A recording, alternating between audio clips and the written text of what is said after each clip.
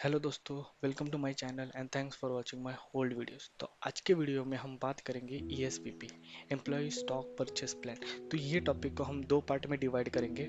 Part one में हम basic terminologies and process के बारे में डिटेल में बात करेंगे, और पार्ट टू में हम जो शेयर्स और स्टॉक जो हमने परचेस किए हुए ईएसपीपी थ्रू उसके बारे में हम डिटेल में बात करेंगे। तो वीडियो को एंड तक ज़रूर देखिए एंड लाइक शेयर और सब्सक्राइब कीजिए। तो वीडियो को शुरू करते हैं। So what is an ESPP? ESPP stands for Employee Stock Purchase Plan, जिसमें कंपनीज अपने शेयर्स और स्टॉक्स डिस्काउंटेड प्राइस पे अपने एम्प्लॉयज़ को ऑफर करते हैं। तो इसका बेसिक कंसेप्ट जान लेते हैं कि जब आपकी कंपनी ईएसपीपी ऑफर करती है एंड आप उसमें एनरोलमेंट करते हो, तो आपका एक कंट्रीब्यूशन हर मंथ आपके सैलरी में से डिडक्ट होता है। तो ये जो अक्यूमुलेटेड कंट्रीब्यूशन है, इससे कंपनी आपके बिहाफ स्टॉक्स परचेज करती है कंपनी के, एंड वो स्टॉक्स आपको डिस्काउंटेड प्राइस पे आपको दे देती है। इसके बाद वो स्टॉक्स आपके हो गए, देन आप उसको होल्ड कर सकते हैं या सेल कर सकते हैं। तो नेक्स्ट देखते हैं डिस्काउंट। तो employees typically can purchase shares at discounted price, usually 5% to 15% of the market price. मतलब जब आपका ऑफरिंग पीरियड में आप कंट्रीब्यूशन अक्यूमुलेट होता है, तो वो जो कंट्रीब्यूशन रहता है वो कंपनी आपके बिहाफ शेयर्स परचेस करती है और आपको डिस्काउंटेड प्राइस पे देती है। तो यूजुअली ये discount 5% to 15% of the market price रहता है। इसके बाद देखते हैं होल्डिंग पीरियड। होल्डिंग पीरियड मतलब जब आपकी कंपनी आपके बिहाफ शेयर्स परचेस करती है एंड आपको डिस्काउंटेड प्राइस पे देती है, तो कंपनी की एक पॉलिसी रहती है जिसमें आप कितने टाइम तक होल्ड करना चाहोगे। लाइक क्वालिफाइंग डिस्पोजिशन, मतलब आप अगर 1 ईयर और more than 2 years of the from the offering period, okay, अगर होल्ड करते हो तो आप क्वालिफाइंग डिस्पोजिशन में आते हो, otherwise it will be disqualifying position. तो ये जो होल्डिंग पीरियड है, ये आपका टैक्स डिफाइन करती है। तो उसके बाद देखते हैं कि टैक्सेशन। तो टैक्सेशन, अगर आप जब बाय करने जाते हो ईएसपीपी प्लान थ्रू, आप अगर स्टॉक्स बाय करने जाते हो तो आपको उस पर टैक्स देने की जरूरत नहीं। बट आप जब सेल करने जाते हो, तो depending upon the how much you have hold this stocks, like 1 year या 2 ईयर्स, ओके, क्वालिफाइंग डिस्पोजिशन या डिसक्वालिफाइंग डिस्पोजिशन में आप आते हो, तो वैसे आपको टैक्स देना पड़ता है। जैसे कि अगर आप policy as per the policy minimum 1 year आप होल्ड करते हो, तो आपको उसके ऊपर एलटीसीजी, जो कि है long term capital gain tax, पे करना पड़ता है। तो ये पूरा प्रोसेस हम डायग्राम के थ्रू समझते हैं। तो यहाँ पे आप देख सकते हो कि एनरोल 1 2 3 4 एनरोलमेंट पीरियड। फर्स्ट देखते हैं एनरोलमेंट पीरियड। तो जैसे कि मैंने कहा कि एनरोलमेंट पीरियड ये ऐसा एक विंडो होता है जिसमें आप डिफाइन करते हो आपका कंट्रीब्यूशन कितना होना चाहिए इस ईएसपीपी प्लान में।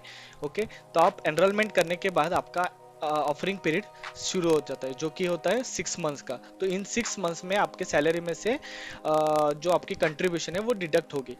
तो ये जो कंट्रीब्यूशन है एट द एंड, लाइक आप देख सकते हो थर्ड पॉइंट परचेज। तो ये जो अक्यूमुलेटेड जिस 6 मंथ्स में जो भी कंट्रीब्यूशन अक्यूमुलेट हुआ है, वो अक्यूमुलेशन से कंपनी आपके बिहाफ स्टॉक्स या शेयर्स बाय करती है एट अ डिस्काउंटेड प्राइस और आपको दे देती है। ठीक है, इसके बाद आप उसको होल्ड करोगे नेक्स्ट। ओके, तो आप देख सकते हो ये फोर्थ पॉइंट क्या है, adjust your contribution for the next purchase period.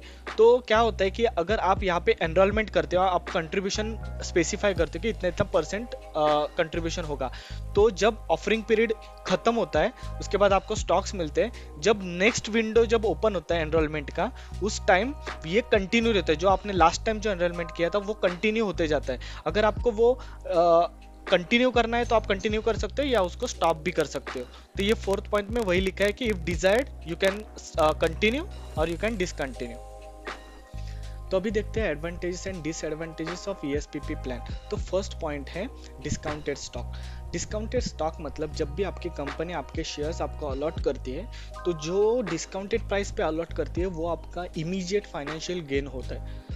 तो this is the best advantage of ESPP plan, जो कि है डिस्काउंटेड स्टॉक। सेकंड पॉइंट है एम्प्लॉय एंगेजमेंट। एम्प्लॉय एंगेजमेंट मतलब आपका एंगेजमेंट जो आपके कंपनी के सक्सेस के साथ जुड़ा होता है।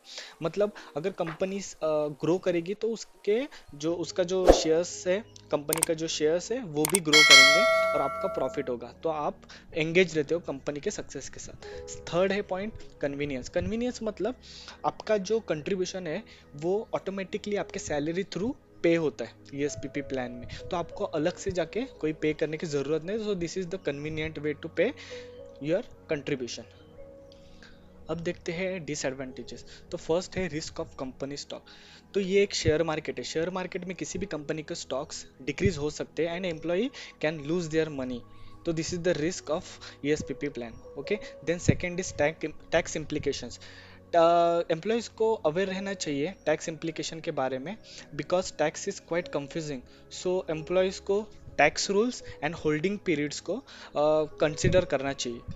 थर्ड पॉइंट है लॉकअप पीरियड्स। लॉकअप पीरियड्स मतलब जब भी आपके पास आपके शेयर्स अलॉट होते हैं तो उसको आप इमीडिएटली सेल नहीं कर सकते। तो as per the company policy you should hold minimum for the 1 year. Okay, तो उसके बाद आप उसको सेल कर सकते हो। तो आपको लिक्विडिटी को ध्यान में रखना पड़ेगा। नेक्स्ट बढ़ते हैं पॉइंट पे। तो आप समरी देख सकते हो, इसमें मेंशन किया गया है कि ESPP can be beneficial for your investment. तो उसके साथ कुछ रिस्क भी एसोसिएटेड रहते हैं, जैसे कि आप देख सकते हो price volatility, concentration of wealth in a single asset only, tax implication, holding periods. तो ये सब रिस्क कंसिडर करके आप डिसीजन ले सकते हैं कि आप ईएसपीपी में इन्वेस्टमेंट करना चाहते हो या नहीं। ओके, अभी आप नीचे देख सकते हो कि ESPP related queries, reach out to your company's finance payroll team और एचआर। आपको जो भी क्वेरी हो तो आपके कंपनी के फाइनेंस पेरोल टीम या एचआर से आप रीच आउट कर सकते हो, they can resolve your queries. तो thank you guys for the watching my video. तो इस वीडियो में हमने नॉर्मल टर्मिनोलॉजीज, उसके मीनिंग्स एंड डिटेल में हमने देखा, और नेक्स्ट वीडियो में हम देखेंगे कि कुछ स्टॉक्स जो बाय किए है ईएसपीपी थ्रू, तो उसको हम डिटेल में पढ़ेंगे। ठीक है, और तो मिलते हैं नेक्स्ट वीडियो में इंफॉर्मेटिव कंटेंट के साथ। Bye bye.